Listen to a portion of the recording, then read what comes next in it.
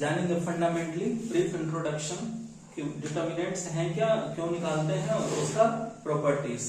ठीक है, आप देखो डिटर्मिनेंट्स कोई एक रियल नंबर है और वो किसके साथ एसोसिएट रहता है, किसी स्क्वायर मैट्रिक्स के साथ। फर्स्ट पॉइंट मैंने क्या लिखा है, number associated with square matrix. Square matrix आप जानते हो जिसके number of rose number of columns बराबर रहे, मतलब इस तरह का ऑर्डर में रहे। ठीक है, आप इसको ऑर्डर को डायमेंशंस भी कहते हो। ठीक, डिटर्मिनेंट हमें क्या देता है, information about invertibility of a matrix. कहने का मतलब अगर डिटर्मिनेंट 0 होगा तो उसका इन्वर्टिबली मतलब इन्वर्टिबल नहीं होगा मैट्रिक्स, अगर नॉट इक्वल टू 0 होगा तब मैट्रिक्स इन्वर्टिबल होगा। ठीक है, तो इसका पर्पस हमें क्लियर हो गया।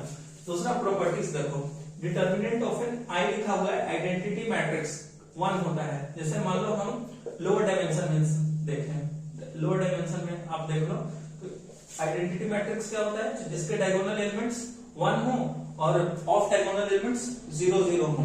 ठीक है, ये 2x2 के लिए क्या 3x3 के लिए, तो ये होता है इसका। ठीक है, तो पहला प्रॉपर्टी याद रखोगे ये। दूसरा प्रॉपर्टी कहता है if two rows of a matrix get exchange the sign of a determinants gets change. कहने का मतलब मान लो एक मैट्रिक्स ले लो ए बी सी डी, अगर इसका हम रो चेंज कर दें, इंटरचेंज कर दें तो माइनस आ जाएगा सी डी ए बी। ठीक है, ये कहने का मतलब है, ये सेकंड नंबर का। ठीक है, थर्ड कहता है if one row of a matrix multiplied by K their determinants also get multiplied by K. आप देखो हमने फर्स्ट रो मल्टीप्लाई कर दिया है के से, के फैक्टर आउट कर लिया और फिर ये डिटरमिनेंट आ गया। ठीक है, ओरिजिनल मैट्रिक्स मेरे पास ये था, अगर किसी एक रो को हम मल्टीप्लाई करेंगे कांस्टेंट से तो डिटरमिनेंट भी हमारा के टाइम वो कांस्टेंट टाइम्स मिल जाएगा। ठीक है, तो ये थर्ड नंबर प्रॉपर्टी कहता है। फोर्थ नंबर प्रॉपर्टी देखो, the determinant behaves like a linear function on the rose of the matrix. देखो इसका हमने लिया फर्स्ट, ये इसके एलिमेंट्स है a plus a1 b plus b1 c d।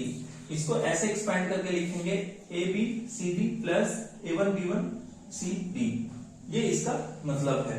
ठीक है, फिफ्थ पॉइंट देखो, if two rows are equal then determinant is 0। ये देखो इसको कैसे प्रूफ करते हैं, आप देखो टू रोज आर इक्वल, देखो मान लो पहला ये दोनों इक्वल लिया। ठीक है, अब आप देखो एक मैट्रिक्स है, इसके हम रो इंटरचेंज करते हैं, रो इंटरचेंज करते हैं तो आप पढ़े हो डिटरमिनेंट क्या हो जाता है, माइनस साइंस हो जाता है ए बी भाई। इस वाले से कहेंगे ना if two rows of a matrix gets exchange then the sign of the determinant gets change. हो गया साइन चेंज, हम दोनों को किए। अब इसका मतलब ये दोनों बराबर है, इसका मतलब क्या हो जाएगा ए बी डिटरमिनेंट इनका निकालेंगे 0 के बराबर, यही वो कह रहा है पॉइंट। ठीक है, फिफ्थ नंबर ये है प्रूफ। सिक्स कह रहा है if I not equal to J, I not equal to J कहने का मतलब कि दोनों रो बराबर नहीं हो, subtracting K times row I from J doesn't change the determinant. ठीक है, जैसे देख लो ए बी फर्स्ट रो था और सेकंड रो से हमने minus second row first row को हमने सब्ट्रैक्ट किया है K times C minus K D minus K B, तो इसको ऐसे लिख लें A B C D minus of A B K B. यहां से हमने ये वाला लिखा, फिर उसके बाद की कॉमन है हमने ये वाला लिखा है यहां से A B C D minus K times इतना। अब आप देखो दो रो बराबर हो गए, अभी देखे थे दो रो बराबर होंगे तो 0 हो जाएगा, तो फाइनली क्या आ गया ए बी सी डी आ गया, डिटरमिनेंट बराबर। तो यही ये 6 नंबर पॉइंट कह रहा है।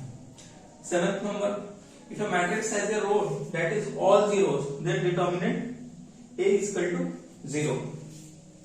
ठीक है, रो या रो जहां पे लिखा हुआ है वहां वो कॉलम भी है। ठीक है, अगर रो के साथ ये कंडीशन है तो ऑटोमेटिकली कॉलम के साथ भी वही कंडीशन होगा कॉलम के साथ। तो ठीक है, अगर सारे रोज किसी एक मैट्रिक्स के 0 हो तो ऑटोमेटिकली उसका डिटरमिनेंट 0 होगा। ठीक है, अगला देख लो, determinant of A B is equal to determinant of A times determinant of B. आप ध्यान देना सम के साथ ये कंडीशन नहीं होता है, सिर्फ प्रोडक्ट के साथ ये कंडीशन है।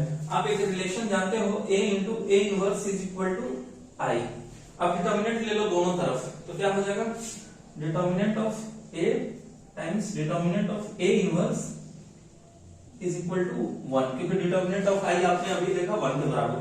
तो determinant of A inverse 1 upon determinant of A, यहां से ये प्रूफ निकालते हैं। ठीक, 9th नंबर देखो, determinant of A transpose is equal to determinant of A. आप देखो एक मैट्रिक्स लिया, उसका डिटर्मिनेंट निकालने के लिए एबीसीडी लिया, ट्रांसपोज कर देंगे तो फर्स्ट रो फर्स्ट कॉलम बन जाएगा और सेकंड रो सेकंड कॉलम बन जाएगा। इसका भी डिटर्मिनेंट देखो तो एडी माइनस बीसी आएगा, इसका भी डिटर्मिनेंट देखोगे तो एडी माइनस बीसी आएगा। तो बेसिकली यही वो है, ये बहुत फेमस रिजल्ट है। ए ट्रांसपोज का डिटर्मिनेंट खुद डिटर्मिनेंट उस मैट्रिक्स के बराबर होता है। तो आप ये सारे प्रॉपर्टी जहन में रखना, पूरा डिटर्मिनेंट का आपको इसके अलावा बहुत कम ही वैसा है कि कुछ इधर उधर का आपको देखना पड़ेगा, बाकी ये सब फंडामेंटली आपके साथ ये क्लियर कर लिया है। ठीक है, इसके अलावा मुझे नहीं लगता है कुछ और चीज आपको जानने की जरूरत है इसके अलावा। ठीक है, तो ये था पूरा डिटर्मिनेंट का ओवरऑल व्यू। मुझे लगा इतना संक्षिप्त में, कभी भी आप एग्जामिनेशन हॉल में जाएं उससे 10 मिनट पहले आप सारा ओवरव्यू कर सकते हैं, इतना सिंप्लीफाइड फॉर्म में। और सारा प्रॉपर्टी, हाँ ये सारे प्रॉपर्टी फिर भी एप्लीकेबल है हायर डायमेंशंस में। जैसे मान लो 2x2 मैट्रिक्स हमने पूरे में एग्जांपल में लिया है, आप चाहो तो 3x3, 100x100, ये सिर्फ फंडामेंटल बताने के लिए। बाकी ये सारे प्रॉपर्टी एग्जिस्ट करेंगे हायर डायमेंशंस में भी, और जो रो के साथ कंडीशन है वो कंडीशन कॉलम के साथ भी होगा। ठीक है, तो ये सारे था आपका बेसिक डिटर्मिनेंट्स के बारे में।